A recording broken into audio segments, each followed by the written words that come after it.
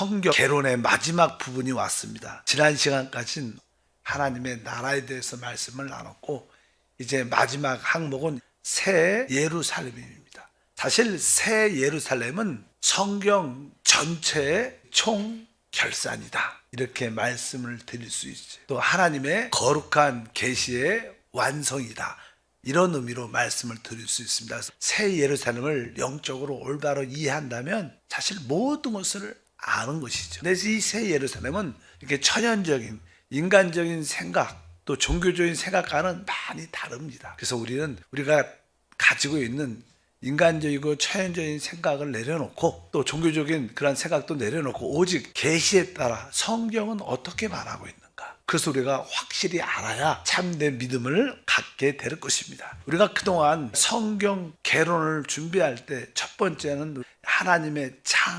창조하심에 대해서, 그 다음에 사단의 배역, 그리고 사람의 타락, 하나님의 구원의 약속의 말씀들, 그런 이야기를 쭉 드렸고, 그 다음에 하나님께서 이제 택하신 자들을 부르시죠. 아브라함을. 하나님의 부르심에 대한 그런 말씀들, 그리고 결국 하나님의 부르심을 통해서 하나님 나라를 이 땅에 세웁니다. 그리고 나서 하나님 나라가 실패하게 됐죠. 그리고 또 하나님이 회복하는 그런 과정에 대해서, 그래서 그런 과정을 통해서 그들이 그리스도의 오심에 대한 갈망을 갖게 됩니다. 그런 이야기에 쭉 되고, 신약에 가면 선두주자였던 침례 요한에 대한 말씀을 나눴고, 우리 주 예수 그리스도에 대한 또 그 복음의 내용도 말씀을 나눴습니다. 바로 그러한 복음을 통해서 이제 하나님의 교회가 건축되는 교회의 건축에 대해서, 그리고 이제 교회에 대한 그 다음의 항목인 하나님의 나라, 그리고 하나님 나라의 마지막에 지금 뭐예요? 새 예루살렘. 그래서 새 예루살렘은 아까 말한 성경의 총결산이다, 하나님 거룩한 계시의 완성이다, 이렇게 말씀을 나눌 수 있습니다. 그러면 하나님은 전체적으로 무엇을 하시는가? 성경을 보게 되면 하나님은 옛 창조와 새 창조를 갖고 계십니다. 우리가 그리스도 안에 있으면 새로운 피조물이다. 이 피조물이야, 새로운 피조는 새 창조입니다. 첫 번째 옛 창조는 태초에 하늘과 땅을 창조하시죠. 근데 그 첫 번째 창조에서 알다시피 사단의 배역과 사람의 타락이 있게 됩니다. 그래서 하나님이 하시는 일은 옛 창조를 통하여 새 창조를 만드는 일을 하십니다. 우리가 창세기 1장 1절에 태초에 하나님이 천지를 창조하신다, 이것이 첫 번째 하나님의 하늘과 땅을 창조했을 때 이것이 옛 창조의 시작입니다. 그런데 결국 이것은 아까 사단의 배역과 사람의 타락으로 더럽혀졌고 썩어짐의 종로로 타게 됐기 때문에 하나님은 바로 이 옛 창조를 새 창조로 만드십니다. 그런데 하나님이 이 옛 창조, 처음 하늘과 처음 땅을 하나님이 이제 이 땅을 끝내시죠. 뭐 없앤다는 게 아니라 이것을 새롭게 만드십니다. 그래서 나는 베드로가 이제 마지막 때 이 옛 하늘과 옛 땅에 불로 심판받는다, 이런 얘기를 성경에 기록합니다. 베드로 후서 3장 10절부터 읽어보니까, 그러나 주의 날이 도둑같이 오리니 그날에는 하늘이 큰 소리로 떠나가고 물질이 뜨거운 불에 풀어지고 땅과 그 중에 있는 모든 일이 드러나리로다. 이 모든 것이 이렇게 풀어지리니 너희가 어떠한 사람이 되어야 마땅하냐? 거룩한 행실과 경건함으로 하나님의 날이 임하기를 바라보고 간절히 사모하라. 그날에 하늘이 불에 타서 풀어지고 물질이 뜨거운 불에 녹아지려니와 우리는 그의 약속대로 의가 있는 곳인 새하늘과 새 땅을 바라보도다. 여기에 말씀을 보니까 하늘이, 땅이 불로 사라지는, 다 태워져 버리고 녹아버리는 그런 말씀이 기록되어 있습니다. 결국 그런 하늘과 땅이 불로 한번 다 태워지고 녹아지면서 이제 새하늘과 새 땅, 모든 것을 이렇게 한번 청소하고 일소한다는 것이죠. 자연 환경도 너무나 오염도 많고 여러 가지 하나님께서도 이렇게 사람들의 부패와 타락, 사단에 속한 일들 모든 것을 하나님이 끝내신다. 그래서 뒤에 보니까 새하늘과 새 땅이 나와요. 계시록이죠. 21장 1절에 이렇게 시작합니다. 또 내가 새하늘과 새 땅을 보니 처음 하늘과 처음 땅이 없어졌고 바다도 다시 있지 않더라. 참 우리 사람의 생각으로 이해하기 어려운 말씀. 야, 이 세상이 끝나는구나 진짜. 처음 하늘과 처음 땅이 없어지고 바다도 없고 그냥 새하늘과 새 땅을 보게 된다. 뭐 우리 생각으로는 어떻게 이게 다 여러 가지 이유가 있겠지만 하늘과 땅이 불록해서 우리 일반적인 사람들은 생각은 아마 큰 핵전쟁이 나든 그냥 큰 전쟁이 나서 그냥 인류가 전체적으로 망하는 그런 생각도 그냥 영화 SF 영화에 많이 나오잖아요.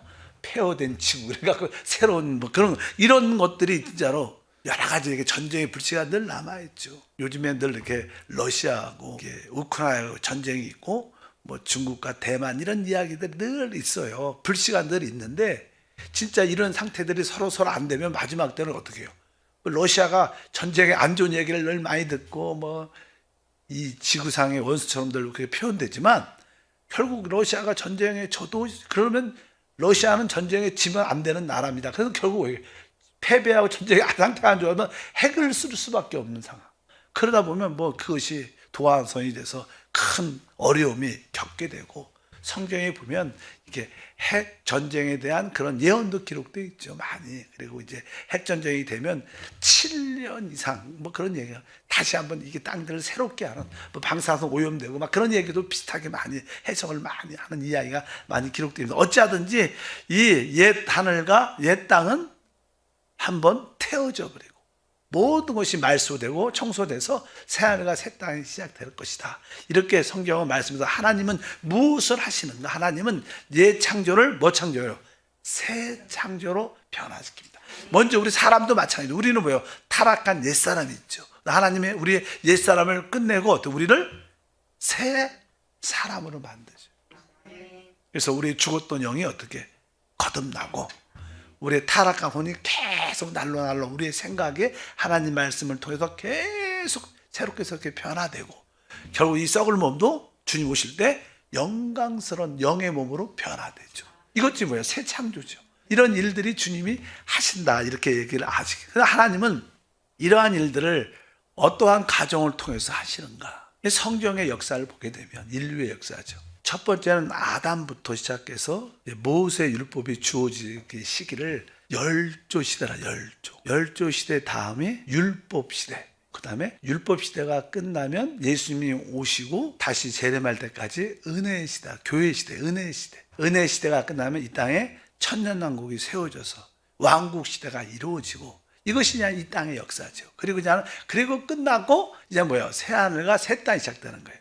그러니까 열조 시대부터 천년 왕국까지는 이 땅의 옛 창조에 속한 시대입니다. 그리고 그 천년 왕국이 끝나면 진짜 말하는 새 하늘과 새 땅, 새 예루살렘이 시작되는 줄 믿습니다. 이런 가정을 통해서 하나님은 하나님의 뜻을 옛 창조를 끝내고 새 창조를 이루시는데 우리가 열조 시대 아담부터 시작해서 아담 시대는 성경에 보면 로마서 5장 14절에 이렇게 말합니다. 그러나 아담으로부터 모세까지 아담의 범죄와 같은 죄를 짓지 아니한 자들까지도 사망의 왕노릇하였나니 아담은 오실 자의 모형이라. 시작을 보니까 아담으로부터 해서 모세까지, 그러니까 모세가 율법을 받기까지 시간, 그걸 보통 열조 시대라고 말합니다. 그때는 하나님이 어떻게 다루시렸는가? 그때는 사실 우리가 아담 시대에 범죄하기 전에 아담과 하가 범죄하기 전에는 사실 에덴 동산에서 하나님과 그들이 함께 주님과 거닐었던 함께 대화했던 이 아담 에덴 동산은 하나님이 어떻게 보면 직접 통치와 다스림과 함께 하심이 있었어요. 우리가 그렇게 생각할 수 있죠. 아담 에덴 동산에서는 하나님과 깊은 교제가 직접 죄가 없으니까 직접 다스렸는데 이제 범죄하고 죄가 들어오니까 사람이 죄를 지니까 그 죄가 우리 안에 들어올 때 우리 안에 무슨 기능이 양심의 기능이 살아납니다. 정상적으로. 그러니까 그 전까지는 두려움이란 단어가 없는 거예요. 왜? 죄를 안 지니까. 그래서 자유롭고 진짜로 누림이 있었는데 죄를 짓고 나니까 하나님이 두려워서 발버둥으로 숨었다 그러면서 하나님을 두려워하기. 그러니까 그냥 그때 양심의 기능이 활성화돼서 그때부터 양심을 따라 이 사람들이 통제돼요. 양심에. 근데 양심이 살아있는 사람들은 양심의 어떤 다스림과 통제가 있는데 또 양심이 화인 맞고 양심의 느낌이 없는 사람도 많죠. 점점 타락이 심해지니까. 그리고 나서 그래서 어떤 사람들은 양심까지 무시해. 우리 대부분 사람들은 저 사람은 법 없이 살아 이렇게 말합니다. 그건 뭐예요? 지금 양심을 따라 산다는 거예요. 그렇게 많이 살죠. 근데 이제 어떤 사람들은 아주 양심이 없어. 양심의 느낌도 없어. 그러니까 어떻게? 하나님이 권위를 주시죠. 그 사람을 어떤 지도자를 세워갖고 법으로 그 사람들 잘못됐으면 법으로 처리하고. 그래서 지금 그러잖아요.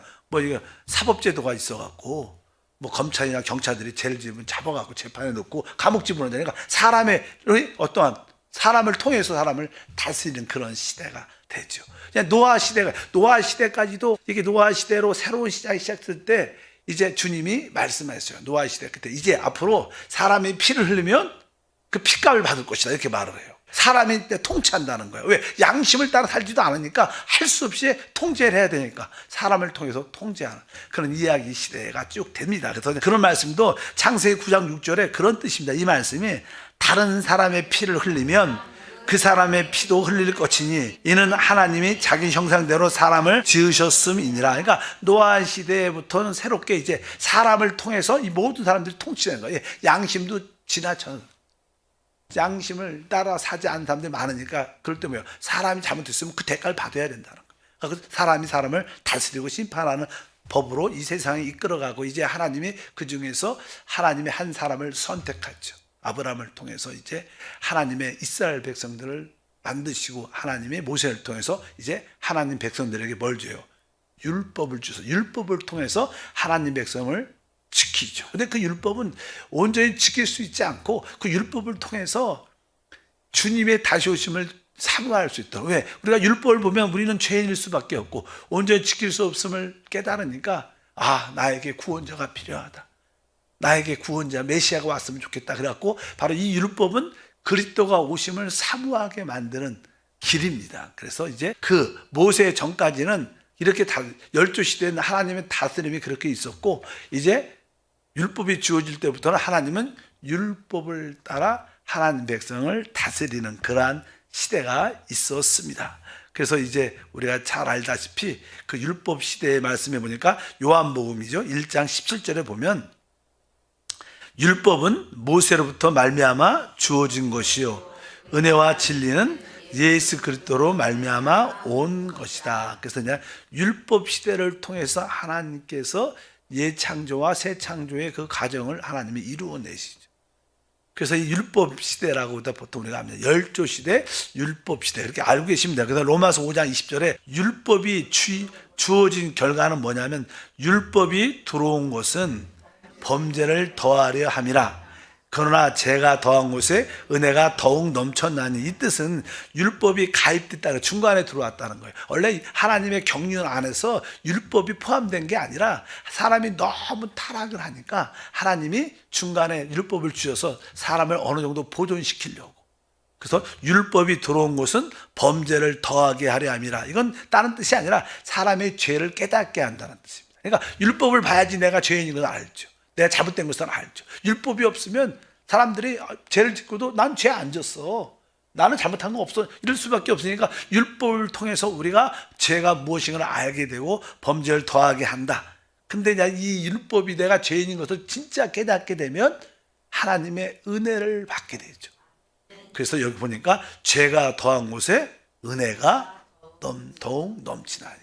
그러니까 사실 우리의 신앙생활은 어떻게 보면 하나님의 은혜를 체험하는 것입니다. 우리가 주 예수를 믿으면 하나님의 아들의 생명, 하나님의 영생을 얻어요. 하나님의 생명을 우리가 얻게 됩니다. 생명이란 자체가 그런 거죠. 모든 것을 살리는데 이 우리 안에 영접된 이 생명이 어느 때 역사하냐, 살리냐, 활동하냐. 이 생명은 우리가 은혜를 받을 때 생명이 역사해요. 그 참 여러분 아셔야 되니까 내 안에 영접된 생명이 어느 때 역사해요? 은혜를 받을 때. 여러분들이 이렇게 진짜 어느 때 은혜를 딱 받으면 막 눈물이 나고 감동이 나면서 그냥 모든 연약함도 두려움도 사라지면서 뭐예요? 그게 뭐예요? 생명의 역사니까 살아나는 거예요. 근데 우리 안에 영접된 생명은 어느 때? 은혜를 받을 때. 근데 우리가 어느 때 은혜를 받느냐? 오늘 말씀 뭐라고 써 있어요? 죄가 더한 곳에 은혜가 더욱 넘쳤다. 그러니까 내가 죄에 대한 인식이 깊을수록 진짜 나 같은 죄인을 깨달을 때, 야, 진짜 내가 죄인 중에 괴수야. 나가 진짜 악한 자야. 내가 진짜 더러운 자. 나같이 부패한 사람이 어디 있을까? 하나님이 이렇게 진짜 죄에 대한 인식이 깊어질수록 우리는 상대적으로 뭘 많이 느껴요? 하나님의 은혜를 크게 느끼게 됐어. 자칭 나는 잘못한 것도 별로 없고 열심히 봉사하고 주님을 잘 섬기니까 축복, 이런 거는 은혜가 아니에요. 그건 뭐예요? 나의 의지, 의. 그러니까 사람들이 착각을 하는 거죠. 의가 많으면 교만해지고 사실 하나님의 축복이 함께 하지 않습니다. 진짜 은혜는 어느 때 많이 받아요? 죄가 더한 곳에. 즉 뭐예요? 죄에 대한 인식이 깊어질수록 나의 부패함과 더러움을 더 많이 깨달으면 근데 이 더러움을 깨달으면 뭐가 와야 돼요? 빛이 와야지 보여지는 거예요. 하나님 빛이시되 빛이 우리 안에 올 때, 와, 내가 진짜 죄인 중에 괴수야, 이게 느껴지면서 우리는 하나님의 사모하고, 하나님이 우리에게 이런 나 같은 죄인을 이렇게 하나님이 나를 사랑하고 긍휼히 여겨주시다니. 그러니까 우리 은혜를 받고 그때 대부분 치유되고 회복되지. 왜? 생명의 역사니까. 어쩌든지 율법의 시대가 있었어요. 그리고 율법 시대가 그냥 끝나 주님이 오신 다음부터는 뭐예요? 은혜 시대라고 말하죠. 은혜 시대.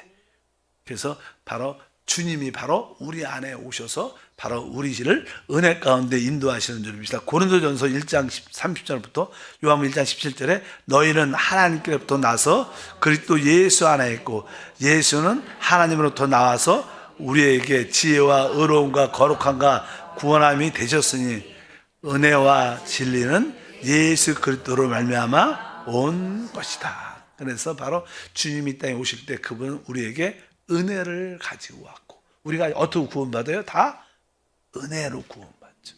그래서 지금 교회 시대를 은혜 시대, 교회 시대, 은혜로 구원받는, 이것도 기간이 제한되어 있죠. 주님이 다시 오실 때 끝나는 거예요. 영원하지 않은 겁니다. 뭐 구약에는 율법 시대에서 그들은 구속을 받았지만 지금은 뭐예요? 은혜 시대입니다. 그러니까 지금 태어난, 지금 예수를 믿는 사람들은 진짜 복이 있는 거예요. 왜? 그리고 우리만 어떻게 보면 진짜 은혜로 구원받은 사람을, 진짜 그걸 아는 사람만 나중에 그리고 또 신부가 되고 왕이 되는 거예요. 모든 사람이 그렇지 않고 다음 시대는 그런 은혜와 축복이 함께 할 줄 믿습니다. 이제 은혜 시대가 끝나면 무슨 시대예요? 천년 왕국 시대. 왕국은 공인 시대라고 그래요. 공인 시대. 왜? 그때는 열심히 충성한 사람은 뭐 상을 받고 누리는 시대.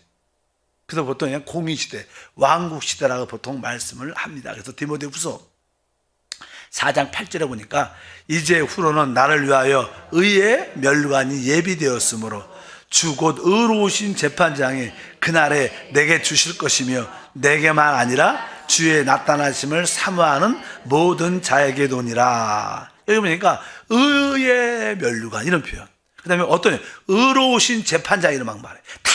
공의 시대는, 다음 시대는 의에 따라 주어져요. 그러니까 이 땅에서 은혜로 구원받고 열정적으로 주님을 진짜 사랑해서 충성된 의롭게 산 자들은 뭐예요? 우리의 의가 서기가 바리새인보다 더 뛰어난 의의 생활을 할 때, 그 의는 구원과는 상관없지만 상하고는 관련된 거예요. 그래서 여기 보니까 바로 그 시대를 왕국시대, 공의시대라 그래요. 그래서 의로운 재판장이 오셔서 상을 주는 시대, 그래서 천년왕국을 말씀합니다. 그런데 한편적으로 이렇게 상을 받지만 또 그렇게 구원은 받았지만 충성되지 못하고 의롭지 못한 사람도 많죠. 이런 사람들은 어떻게 할 것인가?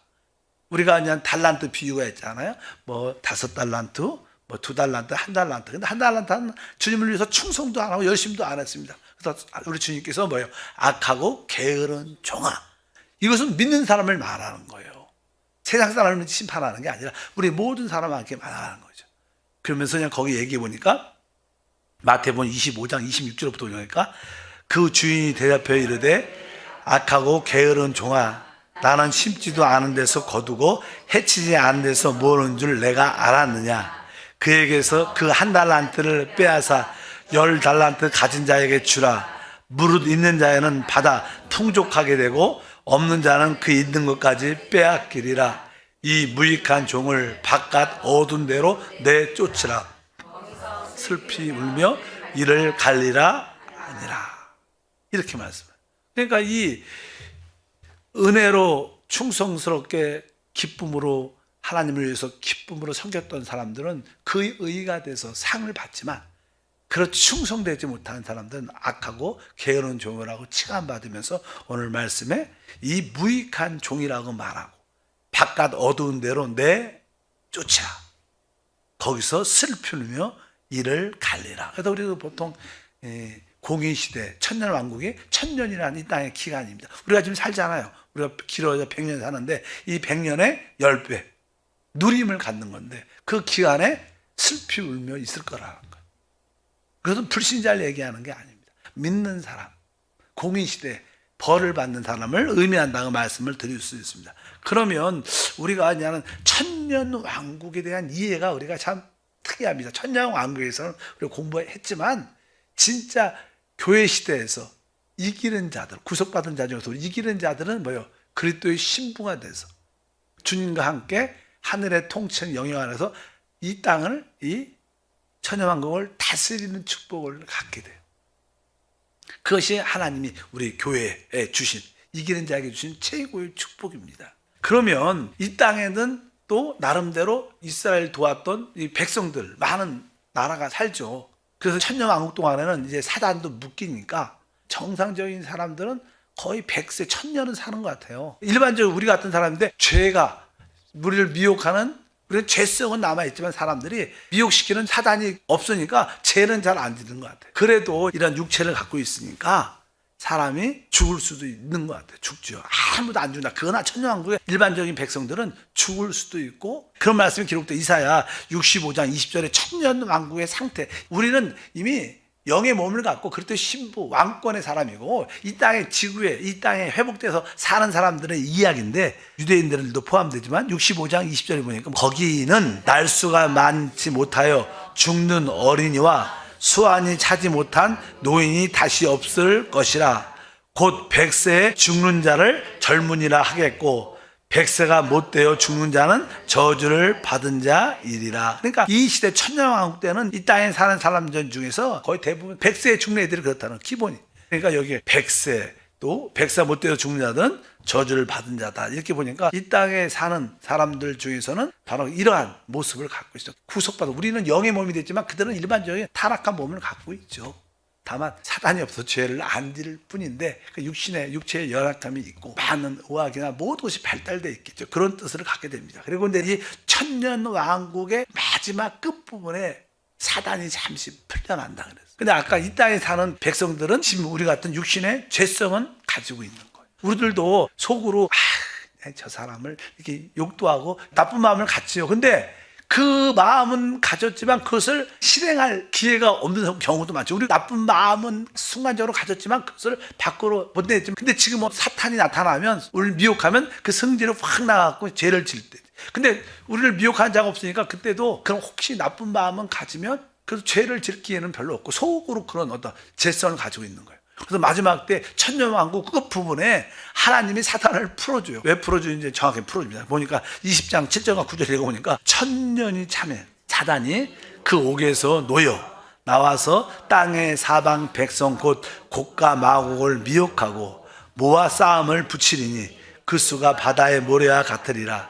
그들이 지면에 널리 퍼져 성도들의 증가 사랑하시는 성을 두루매 하늘에서 불이 내려와 그들을 태워버리고. 이 땅에 많은 민족들이 사는데 이제 그 중에 이상하게 그 예루살렘에 그 우리들이 통치하는데 거기에 불만을 갖는 거예요. 근데 그냥 그런 마음이 있는데 그런 불만을 갖고 별로 이렇게 탐탁지 않고 그냥 사는 사람도 있는 것 같아요.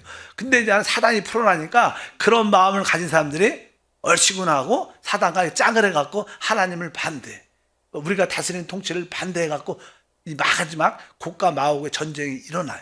그때 하늘에서 불이 내려서 그렇게 죄의 본성 속에 악한 마음을 갖고 있는 사람들은 다 끝내버려요. 그리고 진짜 순수함을 갖고 있는 사람들은 영원한 새하늘과 새 땅에 영원한 백성이 되는 거예요. 그때 이 사람들이, 남은 사람들이 뭐가 되는 거예요? 사단을 통제하지 않고 하나님 백성들을, 하나님 그 다스리는 우리를 따르는 자들은 영원한 새하늘과 새 땅의 백성이 되고, 그 고르는 과정이 여기서 고르는 것 같아요. 그 재성을 다 뽑아내고 순수함을 가지고 있는 그런 인류가 이 땅에서 마음껏 영원함을 갖고 살게 될 것이다. 이렇게 해서 이제 천년 왕국이 시작됩니다. 그래서 우리가 또 이런 과정을 통해서 하나님이 새하늘과 새 땅을 만들어 간다는 거예요. 열조 시대를 통해서, 율법 시대를 통해서, 은혜 시대를 통해서, 공의 시대, 천년 왕국을 통해서 결국 이제 이 모든 것이, 이 땅의 모든 것이 끝나면서 이런 과정을 통해서 하나님은 사람을 그냥 새하늘과 새 땅에 영원할 사람들, 그냥 구속받은 모든 사람들, 하나님을 섬길 수 있는 제사장들, 이런 모든 백성들을 하나님이 딱 택하셔서 만드셔서 새 하늘, 새 땅, 새 예루살렘 중심으로 영원함을 시작하신다는 거예요. 이들을 가지고 시작하신다는 거예요. 이렇게 이런 네 시대를 통해서 하나님이 아까 예창조를 끝내고 새 창조, 새 하늘과 새 땅과 새 예루살렘을 중심으로 영원한 시대가 시작된다고 계시록은 우리에게 보여주고 있다. 이해가 가든 이해가 안 가든 성경의 계시는 그렇습니다. 그러니까 우리가 그것을 영안에서 깨닫길 바랍니다. 하나님 감사합니다. 다시 한번 새 예루살렘, 하나님의 그 역사의 중심을 보게 하시고 예창조를 끝내며 새 창조를 이루시는 주님을 기뻐하며 우리 역시 옛사람을 끝내고 새 사람으로 주님을 섬기는 은혜가 함께하게 하옵소서. 예수 이름으로 기도합니다. 아멘.